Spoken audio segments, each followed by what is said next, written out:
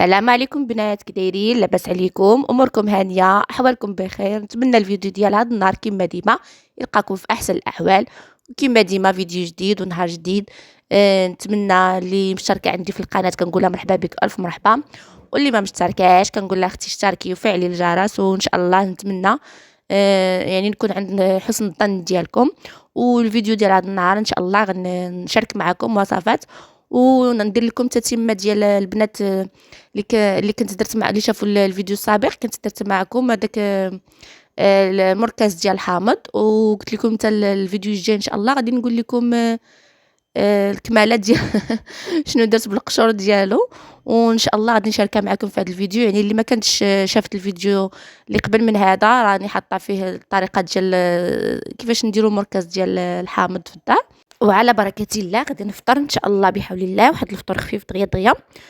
وليداتي مشاو للمدرسه وانا ان شاء الله غنفطر بوحديتي. وكما شفتوا يعني ملي كيكون واحد كيفطر بوحدو صراحه كيكون شاهيه بزاف ديال الفطور. صافي غنفطر ان شاء الله بحول الله، نشرب واحد الكاس ديال اتاي. ايوا يا لاله، وغادي نوض باش نشارك معكم واحد جوج وصفات. وإلا بقيتي حتى لهنا تبعي الفيديو حتى الاخر، وان شاء الله راه غادي تستافدي ضروري. هنا البنات هادو هما القشور ديال الحامض اللي قلت لكم ديك النهار ما تلوحوهمش منين تعصروا الحامض، يعني ما تلوحوش القشور ديالو. انا فوقت ما عصرت الحامض، سواء الحامض سواء الليمون، ما كنلوحش القشور ديالو، كتستعملهم بهذه الطريقه.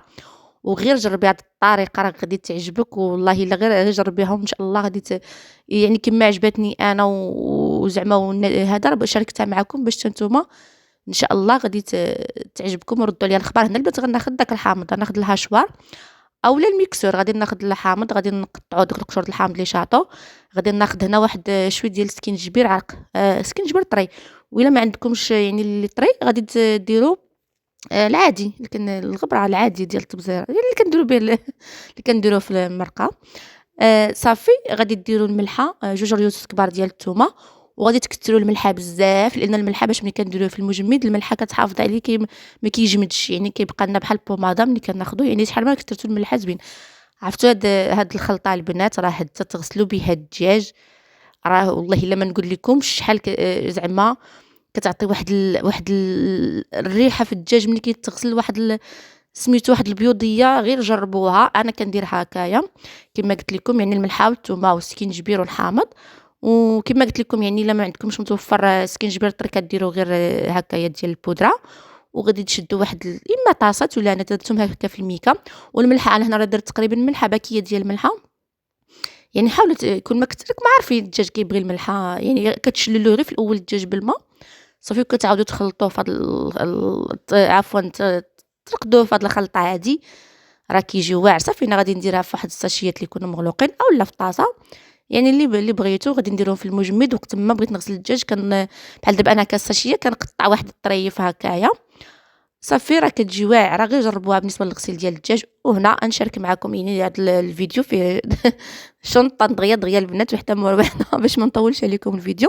نشارك معكم واحد الكيكه يوميه اللي تبعتي هاد الخطوات تكوني اكيد غادي تنجح معاك. يعني ما تقوليش علاش ما كتنجحش معايا الكيكه. الا تبعتي هاد الخطوه ان شاء الله راه غادي تنجح لك الكيكه. هنا البنات كديري، انا درت هنا 6 ديال البيضات. كما قلت لك انا هنا عندي البيضات صغارين، كانوا عندك كبارين غديري 5، حيت انا هنا غندير المول كبير. غادي ديري كاس وربع ديال العنبه. انا كنقول لكم بعبر كاس العنبه ديال سنيده، كاس وربع. انا كنعبر بداك الكاس، يعني كيدير لي بحساب كاس وربع ديال العنبه ديال سنيده. وغادي ديري قبيصه ديال الملحه، وغادي ديريها في مولينيكس عادي. يعني دا كيك عادي يومي، ولكن كيجي غزال في المذاق وكيجي منفوخ وكيجي مفشفش وكيجي واعر. غير جربوه.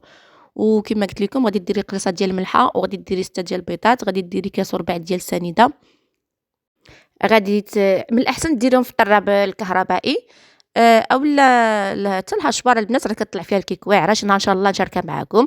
غديري كاس وربع ديال الزيت.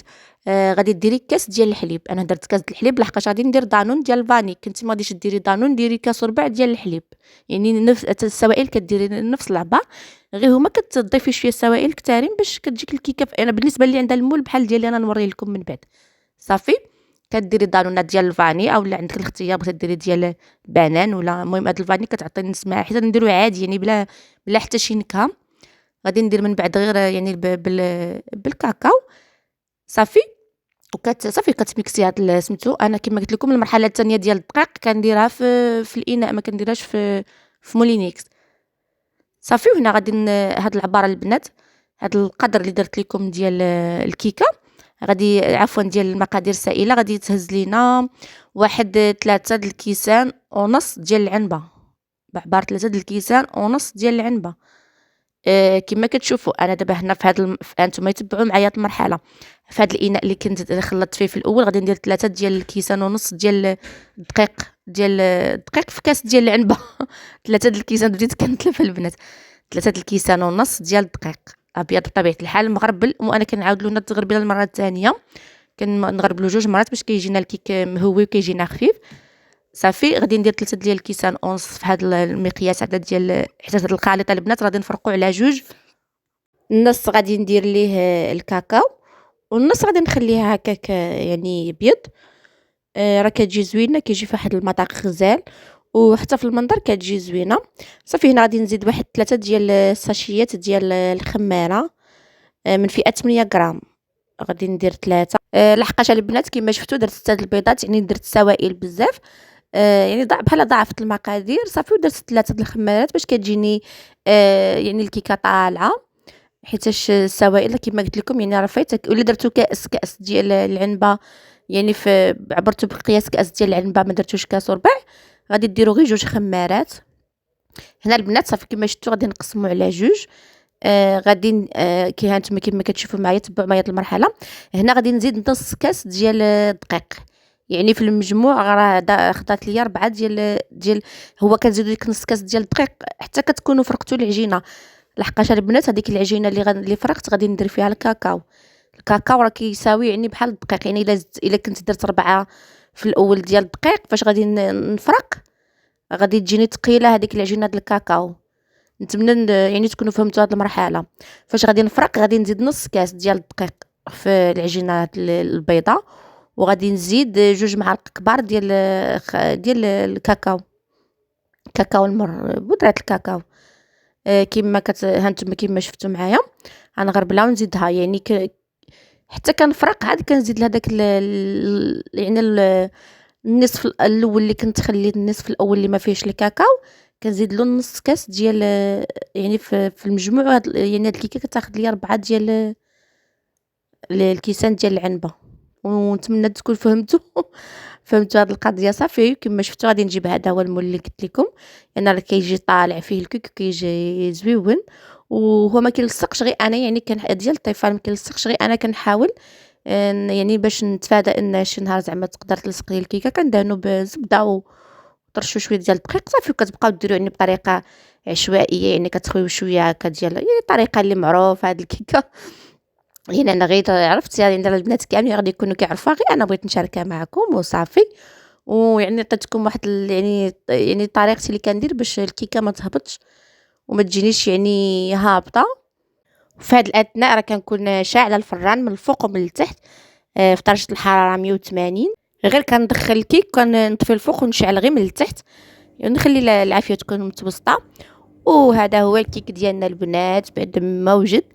ايوا هانتوما البنات قولوا تبارك الله تبارك الله ما شاء الله. شتي البنات هانتوما طالعه، وراه بامكانها البنات تزيد تطلع اكثر من هكا، غير انا ما عطيتهاش الخاطر بزاف. راكم عارفين مع التصوير وهذا كيكون بنادم باش يحاول يصور في نفس الوقت يعني يدير الحاجه، راه يعني لا درتوها نتوما وعطيتوها لكان اكثر راه غتطلع لكم اكثر من هكا ان شاء الله. وراه كتجي زوينه في المذاق وكتجي خفيفه، راه كتشوفها طالعه هكا راه ما كتجيش ثقيله من الداخل، كتجي خفيفه. انا البنات كان هذا راه عاد خرجتها من الفران باقا سخونه. صافي وهنا حتى بردات وديموليتها واخا مازال شي شويه يعني ما شاده شويه السخونيه. نتمنى تجربوها ان شاء الله راه غادي تعجبكم، ويعني غتصدق لكم كي الا تبعتوا هاد المراحل يعني اللي درت معكم في الفيديو. وحتى لهنا لا وصلتوا لهاد لهاد الوقت من الفيديو نتمنى ما تنساونيش ملي لايك، وكنشكركم بزاف على التشجيعات كما قلت لكم، ونخليكم على خير في فيديو اخر ان شاء الله مع وصفه جديده وروتين جديد.